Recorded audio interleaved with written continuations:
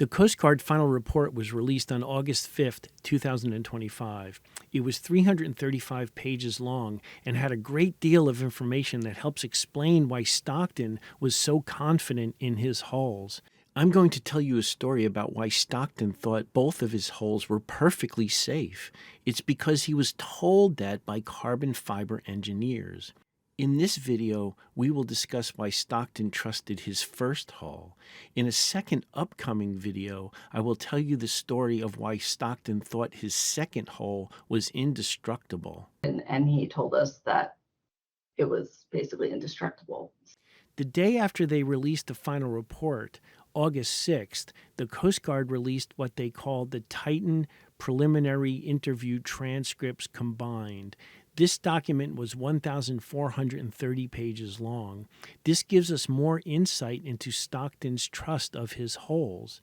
This transcript document included the pre-interviews of people who also later testified at the hearings, like Tony Nissen, Phil Brooks, and David Lockridge. But it also included transcripts of testimony given in private to the Coast Guard by people who did not testify in public. These transcripts include the private testimony of the second director of engineering, Dan Scoville, the COO, Bob Schumann, and the other Titan pilot, Scott Griffith.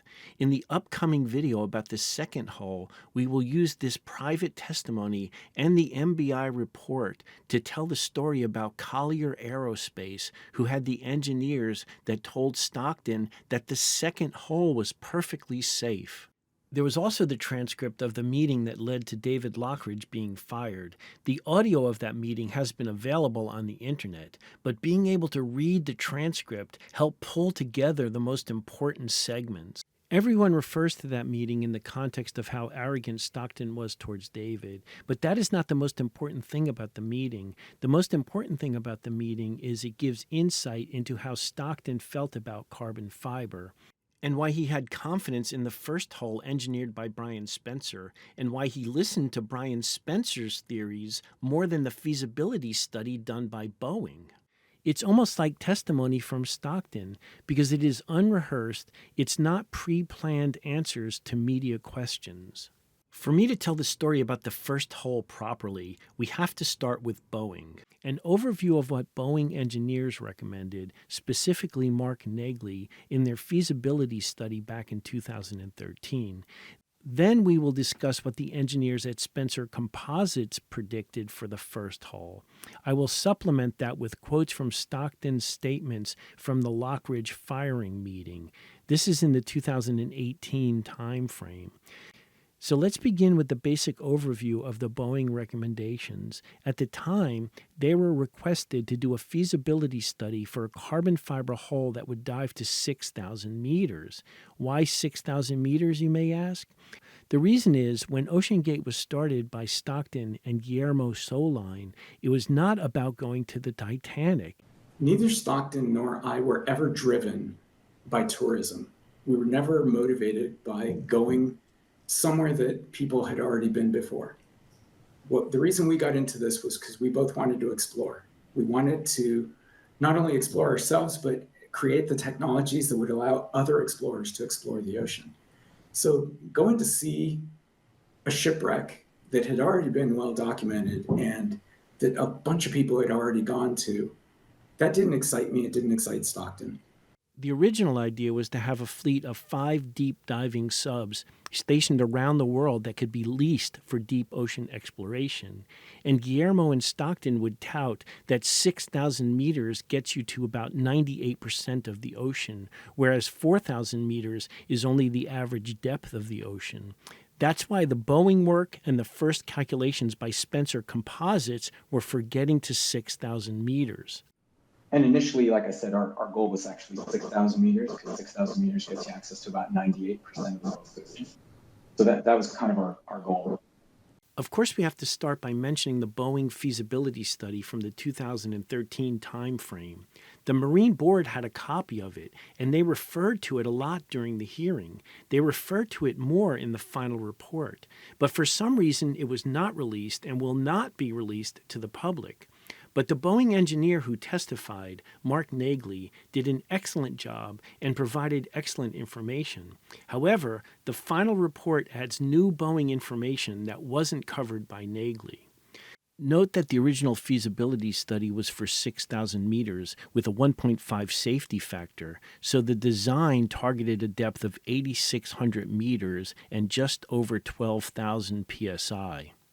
And here's what Boeing said. For a thick-walled cylindrical hull made from reinforced carbon composite, the required wall thickness would be about 9.3 inches, not accounting for any thermal residual stress in the laminate. So this is why you hear the 9-inch thick hull talked about. It came from when the target depth was 8,600 meters. However, the main point here, which is going to come up again and again in this video, no matter what the hull thickness, if anything at all decreases absolute perfection in the laminate in any way, that creates negative margin in the modeling, and this must get compensated for by increasing the thickness of the wall. Stockton ignored this basic principle over and over. Boeing recommended the 1-inch co-bonded technique to prevent wrinkles, which are weak spots. Despite this, with the second hull, Stockton would argue with electroimpact and try not to do co-bonding. You'll also need to compensate for the thermal stress from curing, porosity, voids, inclusions, and FOD. For some reason, Stockton thought a thick carbon fiber hull was magical and stronger in compression than tension. Listen to this statement from the Lockridge meeting. It doesn't concern you? Not at all, because carbon fiber is better in compression than tension, and that's what nobody understands. It's completely opposite of what everyone else says. Everyone says, oh, carbon fiber can't handle compression. They're full of shit, and I've proven them to be full of shit. At some point, Stockton was told by somebody, and I suspect it was Brian Spencer, because Brian built Deep Flight Challenger for Steve Fawcett. Stockton was told that carbon fiber hulls subjected to uniform loading in compression are resistant to manufacturing defects. And the good news is Spencer knows. That's why Fawcett went to him and why he's the only person who's made these hulls, is carbon fiber in massive uniform compression is highly tolerant of voids, mistakes, and manufacturing defects, which is the opposite. I've talked to experts at DARPA, I've talked to experts at Boeing, I've talked to Spencer, I've talked to ATK, I've talked to General Dynamics. It's been an 8-year project. I know what the hell I'm talking about. Okay? Stockton mentions Boeing in that clip, but that is clearly wrong. I don't know how he could say this. Boeing warned him over and over that he would need to increase hull thickness to compensate for defects. Mark Nagley said it best in his testimony. We did a feasibility study, preliminary analysis, and didn't consider any of like the future detailed design work or effects of defects or anything that would have been in a detailed configuration and analysis. Our expectation would be not that the hull got thinner, but the hull would have gotten thicker in order to account for some of those potential defects or other considerations in the design. The MBI final report has multiple sections outlining Boeing's warnings that the fabrication had to be monitored for defects and that non-destructive testing should be done to document defects in order to make the proper adjustments to the computer modeling. In addition, Boeing warned him that the glued joint between the titanium rings and the carbon fiber hull has zero known data under these compressive loads and needed to be thoroughly tested. Boeing also strongly recommended that the laminate should have 45-degree plies. Their modeling was based on this design, and the point was, in their experience, the 45-degree plies were important to have better load distribution in areas that might have some weakness. Was there any discussions with OceanGate about excluding the 45-degree plies? The material system and the production method that we had proposed, we did not have any allowables or supporting data for anything that didn't have 45-degree plies in the laminate configuration. There's potential for increased potential for damage or damage propagation based on the 090 configuration without a cross ply, or that the load redistribution, if you had damage, wouldn't be wouldn't be performed as well, or the laminate might not be as robust as it would be if it had 45-degree plies in there. So the Boeing carbon fiber engineer has sound reasoning for why their feasibility study had 45-degree plies. Let's listen to Stockton and Tony Nissen explain why he did not take Boeing's recommendations. There's 667 layers of carbon fiber in just what's called a 090 axial and rotational layout, which is not normally done. But in the ocean, that's all you see. You don't get any torsional moments. Subsea structures, a beautiful thing about them is it's uniform loading all the way around. That's why I've talked to people from not just Boeing, Lockheed Martin. People have realized that this is the case. And it's uniform compression. The challenge is when you have non-uniform compression or twisting or torsional loads like you have in a wing. And they wouldn't do a 90-10 layup. They only do 40-40-20 because they don't have data, because in the real world, nothing gets uniform loads. Everything has a torsional component to it. And so they don't have models to do it. Even though they admit all your loads are orthogonal, they wouldn't do it that way. Nagley told me that when he looked at the deep sea glider, which is a 6,000 meter hull, and he scaled it up, and it turns out to be a 5-inch thick hull. And that would be for 6,000 meters. So he's looking at it, he says, well, maybe we'd be 7, maybe we'd be 5, but it's Boeing and they're adding on, safety factor over safety factor. Boeing does not have internally in the entire company, does not have the allowance provision and capability to analyze a structure like ours. They can't do 090. So it forces them to a totally different design. You can't compare the two. Their software they have to validate and get allowables for a certain layup, which requires a bunch of work, so that they can have rats on, we know how this is going to respond to different load structures. And unless they have it, they can't put it in the software. How do you document that? You have to understand the timing of this meeting with these audio clips. This is recorded in January of 2018 after the Titan was almost completed. The Boeing feasibility study was completed in October of 2013. Stockton quickly determined that he was not going to use Boeing and followed their recommendations because he decided to use Spencer Composites soon after the feasibility study.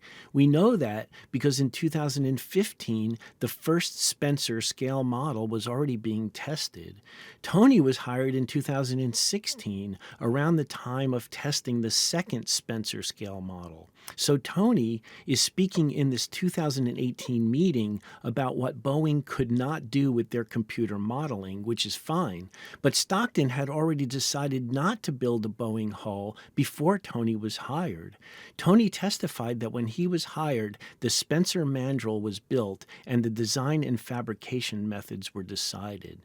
So the logic here is odd. Stockton could have very well built a hull using the Boeing design, but Stockton chose to build a hull using the Spencer design.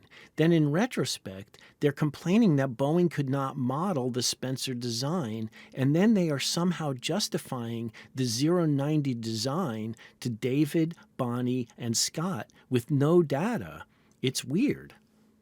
So Stockton is not addressing Boeing's other point here.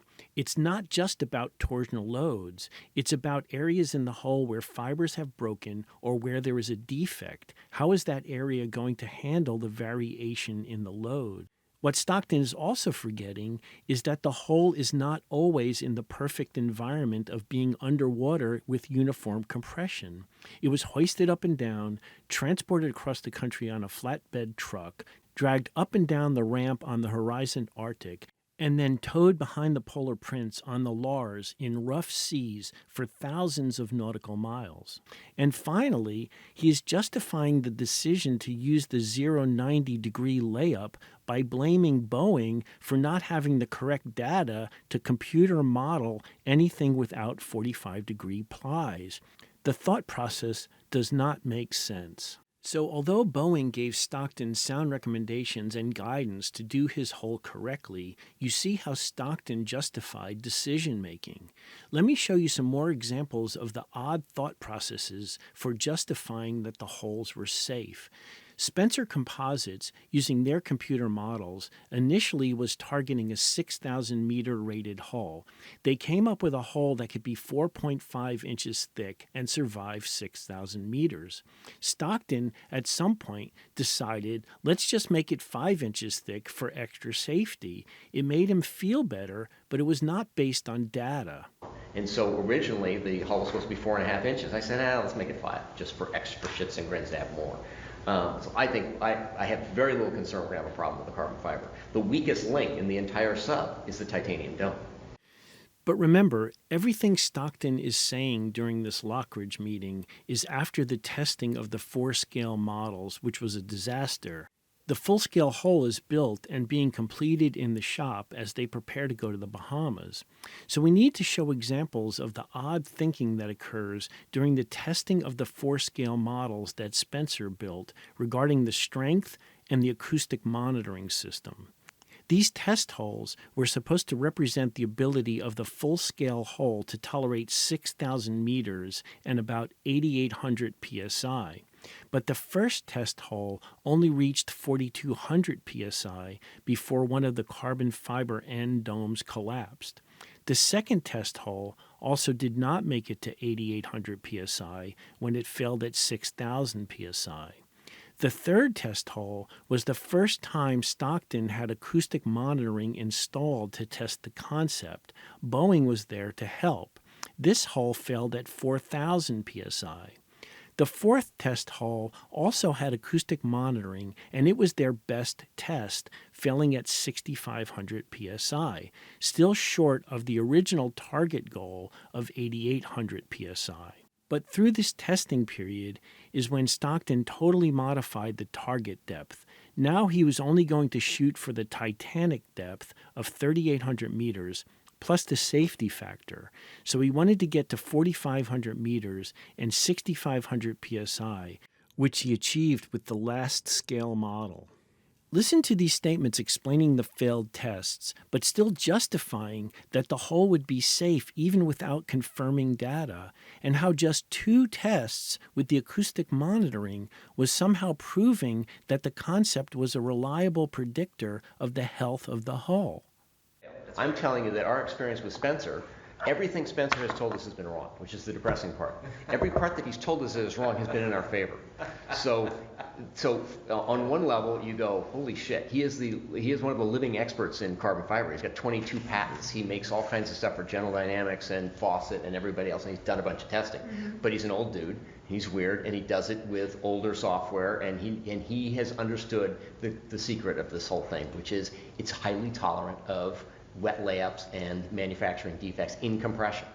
In this clip, despite the scale model tests failing to prove the strength of the design and fabrication process, Stockton is justifying why he thinks the full-size hull that Spencer is making will meet the safety margin. He is a very empirical designer. He has his problems, but he understands this more than anyone else, but he's got his flaws. So we go back and say, this is built way better than the last one. It's larger, which is better because the fibers are smaller in relation to the distance. It's thicker than it should be, and he's taking greater care, and we've watched it closer. That I'm confident that this is closer to a 2 1/4 safety factor, but we both have serious concerns. I mean, there's a reason why he and I flew down to Benicia so much and flew down to see Spencer, and we're holding his hand and pushing and making sure we had the documentation and did all that stuff. And remember, Stockton's experience with acoustic monitoring at this point is limited to the 2-scale models. But yet in the Lockridge meeting, he discusses how well acoustic monitoring has been tested and how much he trusts it. Listen to these clips. We might see that in a scan. We will also see that with the acoustic monitoring. We've done enough testing with acoustic monitoring that we know we will see a bad, you want to see a bad hull? That sample we have, that 1/3 scale, clearly had a delamination a quarter of the way through. It went to 6,500 psi before it failed. And we knew at 4,500 psi that it was going to fail. So and no one from Boeing to any of the experts I've talked to has questioned that acoustic monitoring will not detect problems with your hull way before they happen. If somebody comes and says, I don't believe this acoustic monitoring, I just don't believe it, I don't like electrons, I don't want to hear it, then they shouldn't dive this.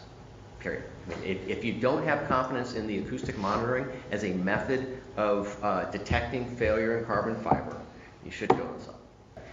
What we're doing with carbon fiber, titanium domes, cyclic fatigue, water penetration, dissimilar metals, the whole number of things that can happen, all of which will manifest themselves in acoustic emission and strain gauge deflection. That's why we have the real-time monitoring. You could never do this. I would never recommend anybody doing this if you couldn't tell the health of the hull from day 1 to day 2. That is the crux of what we're doing. That's why we spent so long doing that. That's why we've had PhDs analyzing the data.